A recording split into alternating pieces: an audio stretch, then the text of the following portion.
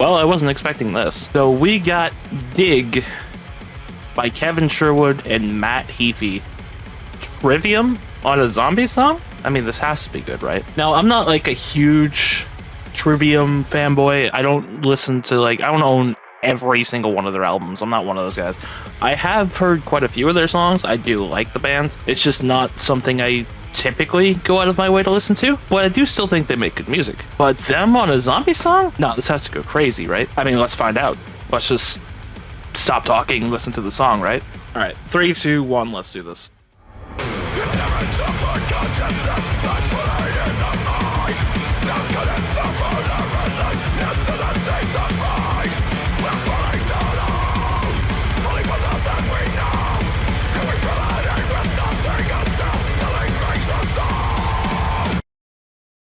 Okay.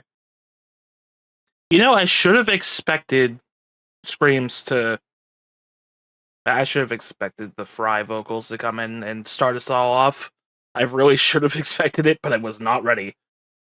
Also, the drums, man. The drums are one of my favorite instruments in any metal song or just rock.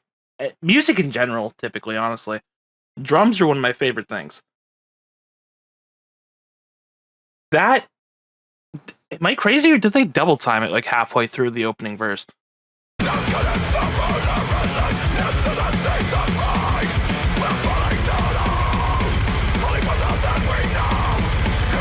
Okay, the main beat stays the same, but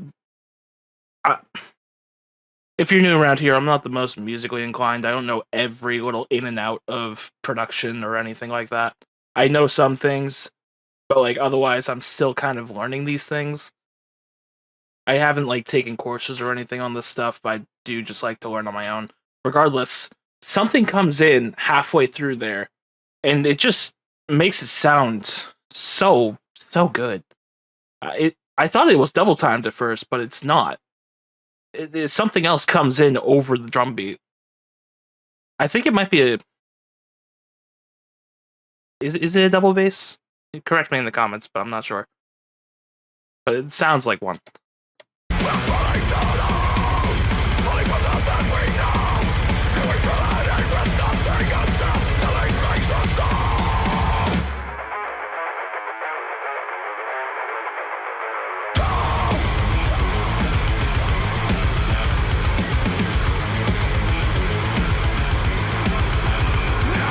Okay, before we continue on, Heafy's killing it. I'm pretty sure it's pronounced Heafy. Correct me if I'm wrong on that as well. Pretty sure it's Heafy. Regardless, the vocals, man. I don't think I need to say much about that. It's just crisp. And speaking of crisp, that guitar tone is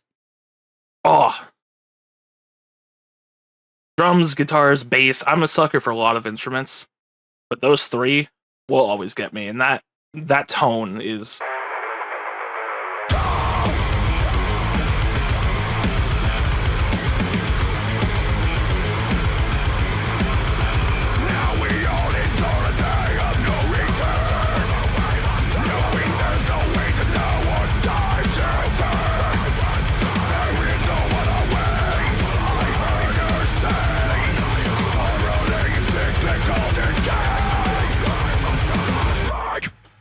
I will dig.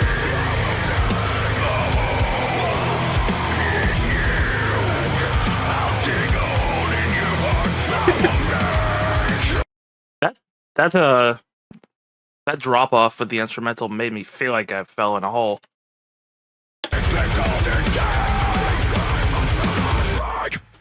I will dig.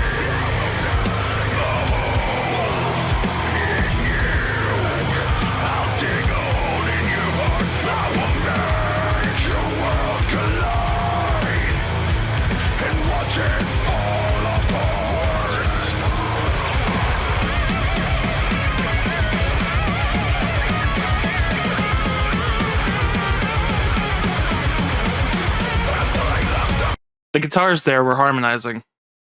I don't know if you can hear it without headphones that well, but you can definitely hear it. One ear, left and right. One was lower, one was higher, and they were harmonizing. That seems like a very common thing for a lot of bands to do, but it's still really good sounding, so I get why they do it.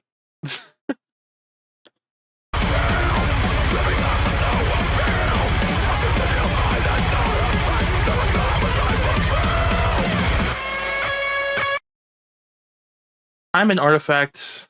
Hold on, let me read that. Digital minded an artifact of a time when life was real. You know, I was gonna say so far this song works even out of the context of zombies because like there's not a lot of direct references to a lot of things that want to happen in this franchise, but I feel like that could be like referring to before the Dark Ether reset. Like that could be like what Nikolai did with the summoning key and everything that happened at the end of Talk to Totem. Or this could also just be like I don't know, something to do with the Sentinel artifact as well. I'm not exactly sure, but like it's the lyricism has been very vague so far, and I do like that. I do like that it's not immediately tying into zombies, but it can be interpreted as it. This song still definitely stands on its own. It's not immediately connected to anything, and I like that, but you can also make those connections. That's good songwriting. That's just good songwriting, and I shouldn't expect any less from Kevin.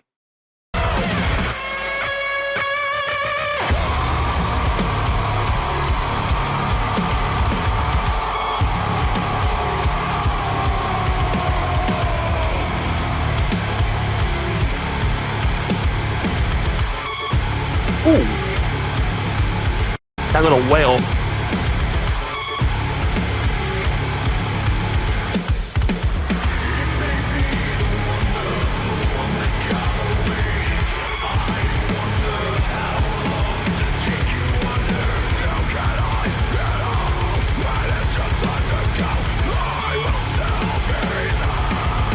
I will dig.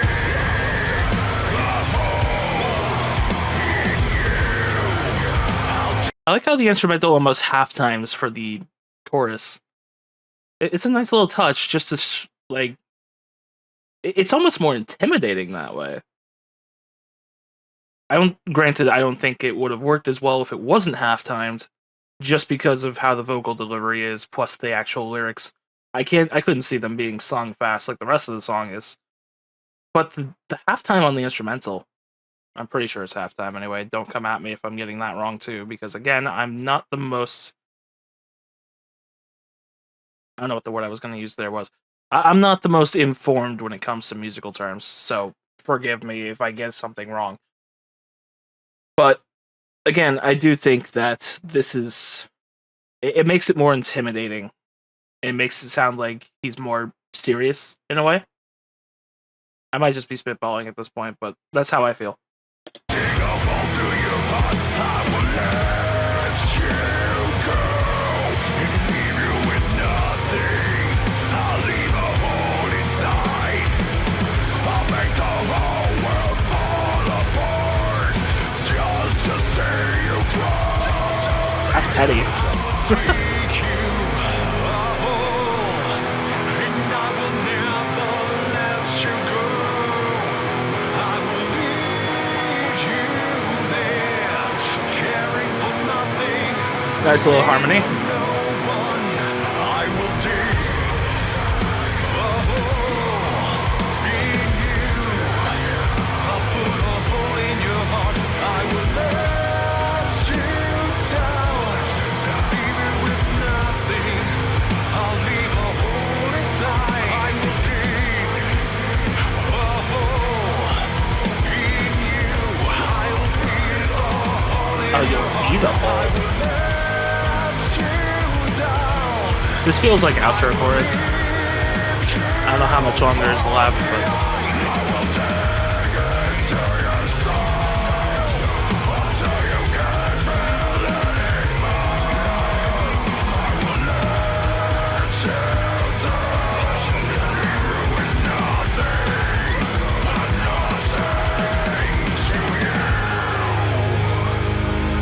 yeah, I was right. That is outro. That was good.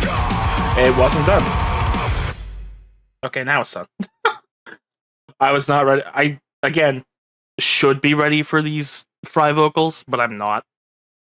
So that last little go was enough to catch me off guard, but it definitely makes it end a lot more abruptly. Which I don't think is a bad thing. I just wasn't ready for anything in the song. It's, again, it's Trivium, so like I should have expected this, but I just wasn't.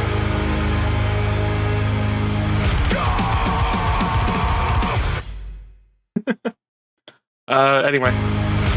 Yeah. Alright. Oh, he was actually on the lead guitar. That explains a lot.